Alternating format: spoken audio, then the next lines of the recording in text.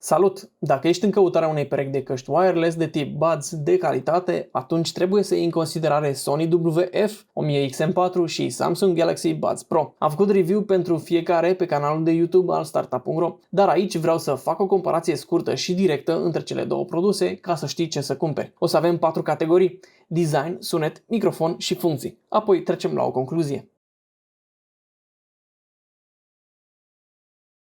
În primul rând trebuie să laud Sony că a făcut progrese semnificative la acest capitol, iar acum carcasa căștilor este mult mai mică decât în trecut, iar căștile arată mai bine. Ambele perechi de căști sunt de tip Buds, sunt ovale și intraauriculare, deci dacă nu vrei căști cu dop care să îți intre pe canalul urechii, atunci acestea nu sunt pentru tine. Ambele mi se par frumoase, însă Buds Pro sunt ceva mai mici și mai fine decât WF-1000XM4. Pe de altă parte îmi place finisajul mat al căștilor Sony. Carcasele sunt similare în ceea ce privește mărimea, însă din nou Samsung vine cu o carcasă mai mică. Ambele au un port de încărcare USB-C și încărcare rapidă. Practic, după câteva minute de încărcare, fiecare dintre acestea oferă un timp de audiție satisfăcător. De asemenea, ambele se încarcă și wireless și poți pune carcasa pe un încărcător sau pe un telefon care suportă încărcare inversă și gata. O altă diferență între cele două este faptul că Sony are dopuri din spumă de memorie, ceea ce înseamnă că umple mai bine canalul urechii, în timp ce Samsung folosește dopuri de silicon. Ambele perechi de căști sunt rezistente la transpirație și praf.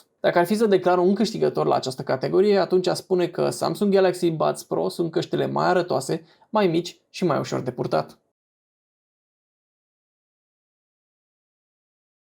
Cum era de așteptat pentru căști din această categorie de preț, ambele perechi au parte de anularea activă a zgomotului de fundal și de un sunet de calitate. Am trecut de la o pereche la alta și am consumat conținut media diferit în mai multe scenarii: acasă, pe drum, în metrou, în tren și așa mai departe. Toate audițiile au fost făcute cu YouTube Music sau filme pe Netflix și pe profilele standard ale căștilor. În primul rând, trebuie să menționez că pentru mine diferențele dintre cele două perechi de căști sunt minore și aș putea spune că sună excelent ambele, însă căștile Sony au un plus de claritate. Dar asta s-ar putea datora faptului că oferă o izolare mai bună decât Samsung. De asemenea, trebuie să știi că Sony vine și cu tehnologia DSEE Extreme, care reface sunetele comprimate cu ajutorul inteligenței artificiale și în plus are suport pentru codecul LDAC, care transmite de aproximativ de 3 ori mai multe date la o rată maximă de transfer de 990 de kilobits pe secundă, ceea ce rezultă într-un sunet de înaltă rezoluție. Deci, la această categorie aș putea să-l declar câștigător pe Sony. Genul ăsta de căști nu sunt doar pentru a asculta muzică, ci și pentru apeluri, call-uri pe Zoom și așa mai departe. Deci este importantă și calitatea microfonului cu care acestea sunt dotate. Sony ar trebui să capteze mai bine vocea vorbitorului, deoarece are un senzor de conducție osoasă care detectează vibrațiile vocii fără să preia și zgomotul din jur. Ca să verific asta, am făcut un test și vă las să-l urmăriți acum. Acesta este un test de microfon pentru cele două perechi de căști în care citesc același text și la editare voi schimba de la unul la altul. În fundal curge apa și se aude muzică din camera alăturată, care sună mai bine. Părerea mea este că înregistrarea cu căștile Sony este ceva mai bună. Vocea parcă se aude mai bine și mai tare, însă încercarea căștilor de a elimina zgomotul de fundal produs de apă este mai evidentă și mai deranjantă pe căștile Sony. Aici trebuie să declar egalitate.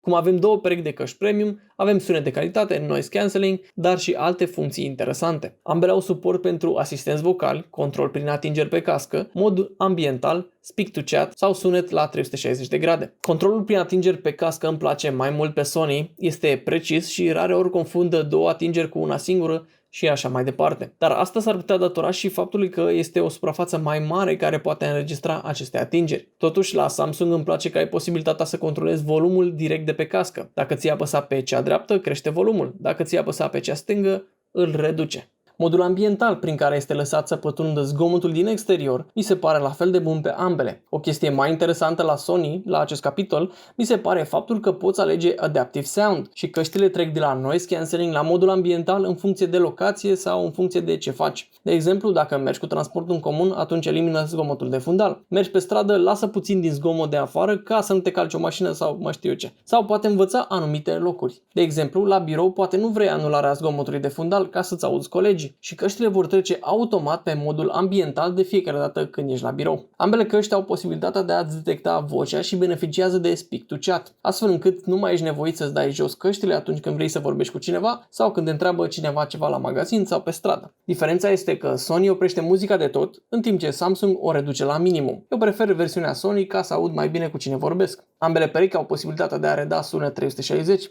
astfel încât să te simți învăluit de muzică. E o chestie nișată, interesantă, dar doar anumite servicii de streaming au posibilitatea să redea muzica astfel și nu știu cât de mare este interesul în zona asta. Totuși, Sony pare să mizeze mai mult în această direcție, atât de mult încât îți face și poze la urechi pentru a le analiza, pentru a-ți reda mai bine astfel de muzică. Samsung vine cu un mod de gaming pe Buds Pro și ar trebui să reducă latența la minimum, astfel încât să nu ratezi nicio fază. Eu nu am sesizat nicio diferență între modul de gaming și modul normal atunci când mă jucam pe telefon, dar dacă ești interesat de jocuri competitive pe mobile, poate ar trebui să alegi Buds Pro. La nivel de conexiune, ambele s-au descurcat ireproșabil. Nu am avut întreruperi, iar conexiunea este super ușoară și cum scoți căștile din cutie, se și conectează automat la telefon. Din nou, la acest capitol ar trebui să declar egalitate.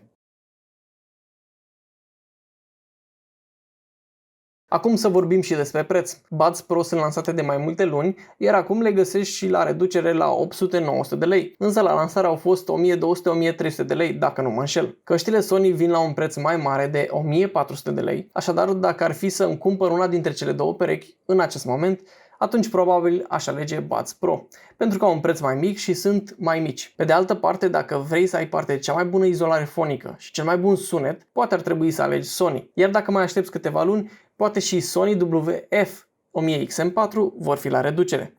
Mulțumesc că te-ai uitat la acest video și nu uita like, share și subscribe.